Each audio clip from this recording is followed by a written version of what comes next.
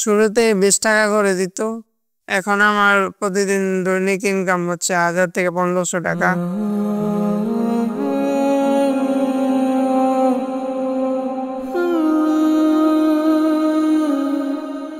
এই যে দেখছেন, এটি একটি বাজার।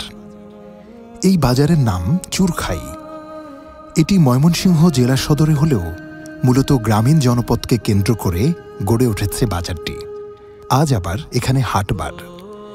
সাধারণত হাটবারে বেচাকেনা ভালো হয়, তাই মানুষও থাকে অন্যান্য দিনের তুলনায় কিছুটা বেশি।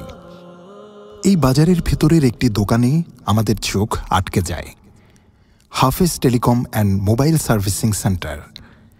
এই দোকানটি আসুন্নাহ ফাউন্ডেশনের উদ্যোক্তা প্রকল্পের আওতায় প্রতিষ্ঠিত দেখে আমরা সেখানে যাই, জানতে চাই তার পরিচয় এবং কিভাবে সে দোকানটি পেল। শুরুতে 20 টাকা করে দিত, মানে আস্তে আস্তে বাড়াইতে বাড়াইতে 8500 পর্যন্ত। আমি আসন্না ফাউন্ডেশন থেকে 1 লাখ টাকা পাইছি। সালামু আলাইকুম, আমি মোহাম্মদ কাউসার আলী। আমি হচ্ছে বুরহানুদ্দিনের প্রস্তাবকারী।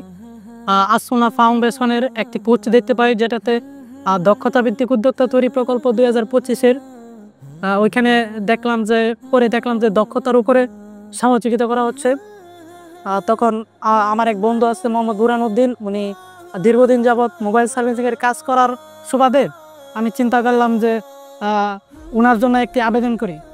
এখন আমার প্রতিদিন দৈনিক ইনকাম হচ্ছে 1000 থেকে 1500 টাকা। এমনও হয় কিছুদিন কম হয়, আবার বেশি হয়। তো এভাবে আমার ফ্যামিলি মোটামুটি আলহামদুলিল্লাহ ভালোই চলতেছে। যে আসন্না ফাউন্ডেশনে টাকা দিচ্ছে, তার পরিবর্তে আমি দোকানে মাল দিচ্ছি। দোকানটা সুন্দরভাবে সাজানো হয়েছে এবং তাদেরই অবদান অনেক।